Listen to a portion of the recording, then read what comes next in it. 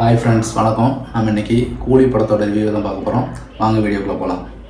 இந்த படத்துக்கு பார்த்தீங்கன்னா எக்ஸ்பெக்டேஷன் வந்து ரொம்ப ஜாஸ்தியாக இருந்துச்சு. ஏன்னு கேட்டிங்கன்னா, ஃபஸ்ட்டு வந்து ரஜினி, அப்புறம் வந்து சத்யராஜ். 30 வருஷத்துக்கு அப்புறம் வந்து சத்யராஜும் ரஜினியும் சேர்ந்து நடிக்கிற படம்.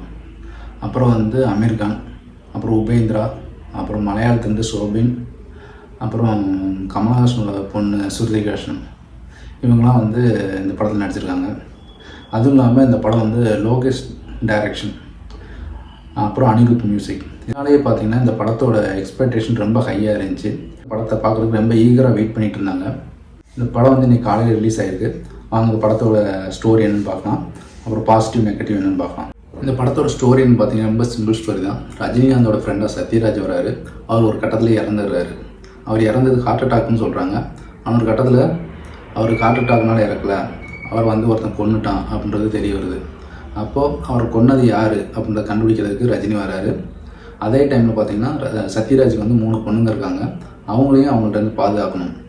கடைசியில் சத்யராஜை கொன்னது யாருன்றதை கண்டுபிடிச்சாரா, அதே டைமில் இந்த 3 பொண்ணுங்களையும் அந்த ரவுடி கும்பல்லேருந்து பாதுகாத்தாரா என்பது தான் இந்த படத்தோட கதை. இந்த படத்தோட பாசிட்டிவ் என்னென்னு பார்த்துடலாம். இந்த படத்தோட ஃபஸ்ட்டு பாசிட்டிவ் ரஜினி சார் தான். ஒவ்வொரு சூப்பர் ஸ்டார் ரசிகனும் ரஜினி சார்ட்டு என்ன எதிர்பார்க்குறானோ அதை வந்து சூப்பராகவே பண்ணியிருக்காரு. டான்ஸு, ஃபைட்டு, பஞ்ச் டைலாக்கு, அப்புறம் அந்த ஃப்ளாஷ்பேக்கில் வர போர்ஷனு எல்லாமே வந்து பார்த்திங்கன்னா சூப்பராக பண்ணியிருக்காரு. அது மட்டும் இல்லாமல் இந்த படத்தில் வந்து ரஜினியோட லுக்கே வந்து சூப்பராக இருக்குது. இப்போ ரீசெண்டாக வந்து மற்ற படத்தை கம்பேர் பண்ணும்போது இந்த படத்தில் வந்து சூப்பராகவே இருக்கார். அதுவும் இல்லாமல் இந்த வயசுலேயும் பார்த்திங்கன்னா டான்ஸு, ஃபைட்டு எல்லாம் சூப்பராக பண்ணுறாரு. இந்த படம் வந்து ரஜினி ரசிகர்கள் எல்லாத்துக்கும் வந்து ரொம்ப பிடிக்கும். இந்த படத்தில் பார்த்திங்கன்னா ஏகப்பட்ட பேர் நடிச்சிருக்காங்க. அமீர் கான், நாகார்ஜுனா, உபேந்திரா, அப்புறம் வந்து சோபின், அப்புறம் ஸ்ருதிஹாசன், இப்படி நிறைய பேர் நடிச்சிருக்காங்க. ஃபஸ்ட்டு இதில் வந்து நம்ம சோபினை பற்றி பார்க்கலாம். சோபின் பார்த்திங்கன்னா படத்தில் ஃபுல்லாகவே வராரு. ஸ்டார்ட் டு எண்டு கம்ப்ளீட்டாக படம் ஃபுல்லாக வராரு. மனுஷன் செம்மையாக ஆக்ட் பண்ணியிருக்காரு. சும்மா பிச்சு உதவிட்டார். அவர் கொடுத்த கேரக்டர் என்னவோ அதை சிறப்பாக பண்ணியிருக்காரு. ஏற்கனவே ஆடியோ லஞ்சில் ரஜினி சொல்லியிருப்பார், பயங்கரமான நடிகை அப்படின்னு சொல்லியிருப்பார். அதே மாதிரி பயங்கரமாக ஆக்ட் பண்ணியிருக்காரு.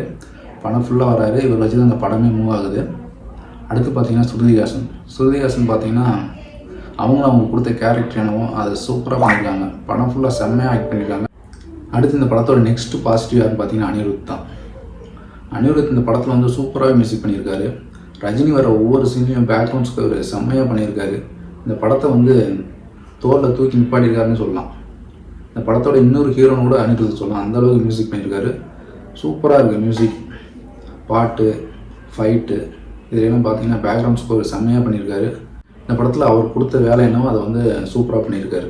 இப்போ நம்ம படத்தோட நெகட்டிவ் என்னென்னு பார்த்துடலாம். இந்த படத்தோட ஃபஸ்ட் நெகட்டிவ் என்னென்னு பார்த்தீங்கன்னா ஸ்க்ரீன் ப்ளே தான்.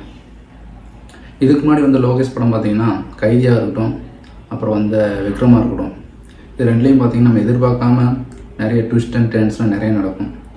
அந்த மாதிரி இந்த படத்தில் எதுவுமே இல்லை. நம்ம என்ன ப்ரெடிக்ட் பண்ணுறோமோ அது அப்படியே நடக்குது. அதனாலே பார்த்திங்கன்னா இந்த படத்தில் வந்து அந்த படத்தோட சுவாரஸ்யம் வந்து அப்படியே கம்மியாகிட்டே வருது.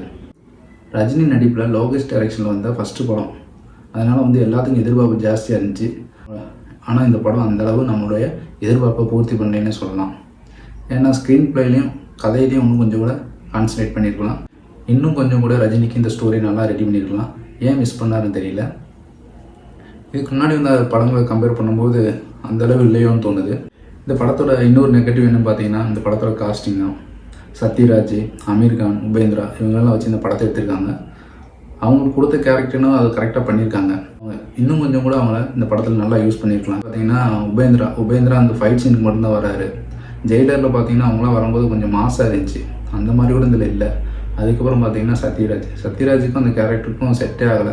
அவர் இன்னும் கொஞ்சம் கூட நல்லா யூஸ் பண்ணிடலாம் அப்படின்னு எனக்கு தோணுது. இந்த படத்தில் அமீர் கான் கேமியா நடிக்கிறான்னு சொல்லும்போது எல்லோரும் நிறைய எதிர்பார்த்தாங்க. நம்ம விக்ரம் படத்தில் ரோலக்ஸ் கேரக்டர் வர மாதிரி அந்த மாதிரி பெரிய அளவில் எதாவது இருக்கும் அப்படின்னு எதிர்பார்த்தாங்க. அந்த மாதிரி இல்லாமல் ரொம்ப சப்பையாக முடிச்சுட்டாங்க. மொத்தத்தில் இந்த படம் எப்படி இருக்குன்னு பார்த்தீங்கன்னா ரஜினி ஃபேன்ஸ் எல்லாருக்கும் இந்த படம் ரொம்ப பிடிக்கும். சாதாரண ஆடியன்ஸுக்கு இந்த படம் பிடிக்குமா என்னன்னு தெரியல. இந்த படம் பார்த்திங்கன்னா தேட்டரில் போய் 1 டைம் வாட்சபிள் தான். நீங்கள் பார்த்துட்டு எப்படி இருக்குன்னு சொல்லுங்கள். நம்ம அடுத்த படத்தை ரிவ்யூவில் பார்க்கலாம். ஓகே, பாய்.